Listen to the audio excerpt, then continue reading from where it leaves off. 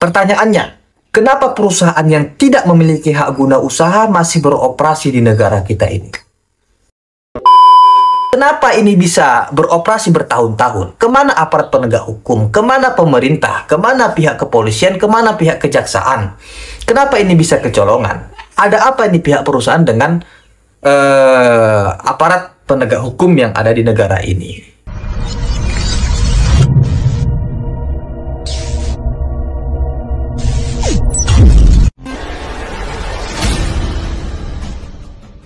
Assalamualaikum warahmatullahi wabarakatuh. Salam laga jondong pemirsa dimanapun Anda berada. Hari ini kita membahas tentang undang-undang regulasi agraria, merujuk kepada Undang-Undang Nomor 5 Tahun 1960 tentang dasar pokok-pokok agraria. Disampaikan bahwa pertanian, peternakan, dan perikanan harus memiliki hak guna usaha, yang dimana tanah yang ada di negara Kesatuan Republik Indonesia ini pada dasarnya adalah milik negara, dikuasai langsung oleh negara. Namun ketika ada perusahaan atau korporat atau kelompok yang ingin menguasai tanah yang dimiliki oleh negara, harus memiliki izin, harus mengusahakan atau mendapatkan izin. Ada izin lokasi, ILOK, ada juga IUP, izin usaha perkebunan, dan ada juga hak guna usaha atau HGU. Nah, dalam Undang-Undang Nomor 5 Tahun 1960 itu, mestinya setiap perusahaan yang mengelola tanah negara ini, perkebunan, peternakan, atau perikanan, mesti memiliki hak guna usaha. Karena untuk mendapatkan hak guna usaha itu prosesnya panjang. Harus ada ILOK-nya, harus ada IUP-nya, kemudian ada AMDAL-nya, analisis masalah dampak lingkungan. Kemudian kawasannya juga harus diperhatikan, apakah ini kawasan hutan lindung atau tanah yang memang tidak boleh dikelola oleh perusahaan. Merujuk kepada peraturan pemerintah nomor 18 tahun 2021, disampaikan, jika perusahaan tidak memperpanjang atau memperbarui hak guna usaha, maka tanah yang dikuasai oleh perusahaan itu akan dikembalikan oleh negara. Nah, menjadi pertanyaan, apakah undang-undang ini direalisasikan? Apakah undang-undang ini diterapkan kepada seluruh perusahaan? Apakah peraturan pemerintah ini sudah diterapkan oleh aparat penegak hukum APH yang ada di negara ini? Nah, ada beberapa perusahaan, saya rasa ini lebih dari satu perusahaan, banyak perusahaan yang diduga sampai saat ini tidak memiliki hak guna usaha. Pertanyaannya, kenapa perusahaan yang tidak memiliki hak guna usaha masih beroperasi di negara kita ini? Ada ribuan hektar, ratusan ribu hektar, bahkan jutaan hektar yang ada di Indonesia ini yang belum memiliki legalitas hak guna usaha. Ada juga yang perusahaan itu membuka lahan di kawasan hutan, apalagi ada hutan lindung. Kemudian ada juga perusahaan yang membuka lahan di zona transisi atau zona penyangga atau zona inti di cagar biosfer Giamsya kecil. Ini perusahaan-perusahaan besar yang membuka membuka perkebunan di negara kita ini karena mereka punya modal. Contoh misal PT Torganda. PT Torganda ini dulunya milik DL Sitorus, cuman sudah meninggal, sekarang dikelola oleh keluarganya atau anak-anaknya. Di Provinsi Riau ini, di Rokan Hulu, ada kisaran kurang lebih 20.000 hektar perkebunan tidak memiliki hak guna usaha, HGU.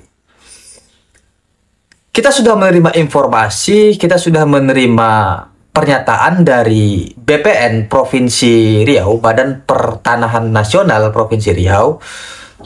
Pihak BPN menyatakan bahwa PT Torganda yang ada di Rokan Hulu ini memang belum memiliki hak guna usaha, tidak memiliki hak guna usaha.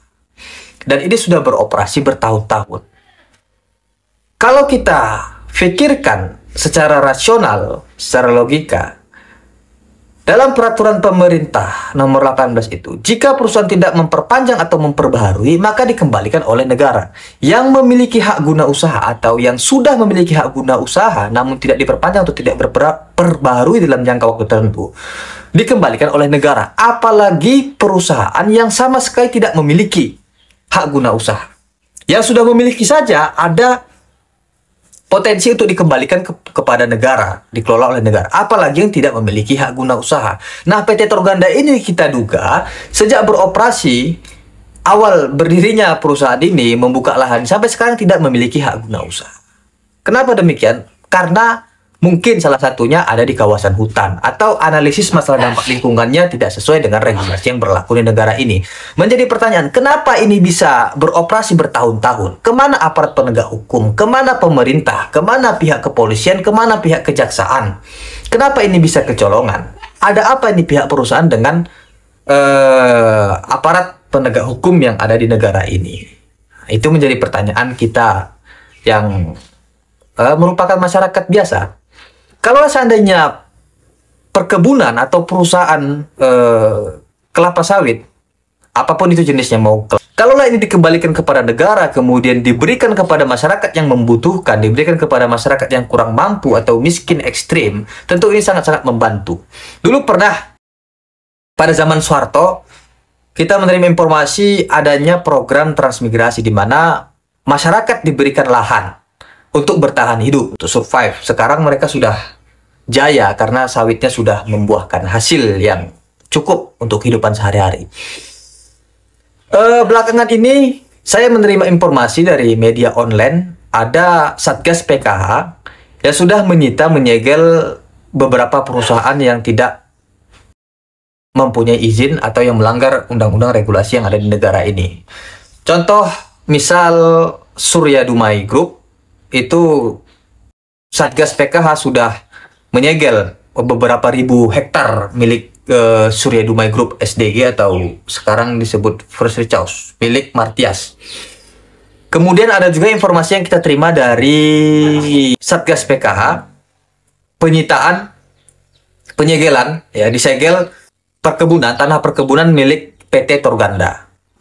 Itu kisaran 40.000 hektar atau 47 sekian hektar lah, 40.000 sampai 47.000 hektar kalau nggak salah saya.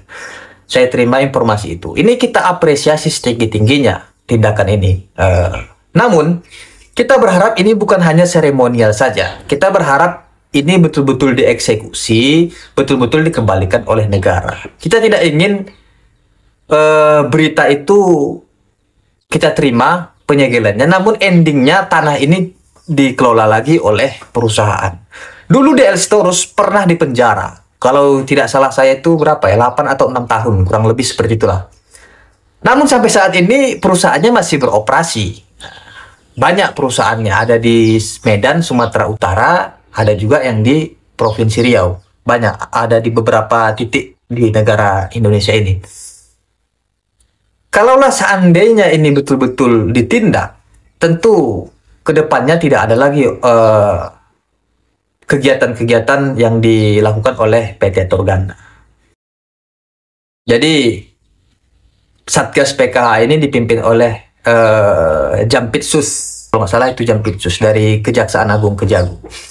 Pada tahun 2022 kalau tidak salah saya, 2023, kami dari Asosiasi Pemuda Mahasiswa Riau, dari pemuda dan mahasiswa sudah melayangkan surat resmi laporan kerugian negara yang dilakukan oleh PT Torganda ini. Namun dari sekian banyak gerakan-gerakan mahasiswa, mulai dari laporan ke Kejati, ke Polda, ke Kejagung, kemudian juga ada melakukan aksi unjuk rasa menyampaikan aspirasi terkait kerugian negara ini. Sampai saat ini belum kami terima perkembangan dari laporan-laporan tersebut. Namun alhamdulillah sudah ada tindakan-tindakan dari Satgas PKH yang dipimpin oleh Jampitsus ini. Mudah-mudahan tanah ini betul-betul dikelola oleh negara, bisa membantu keuangan negara, dan juga bisa membantu mensejahterakan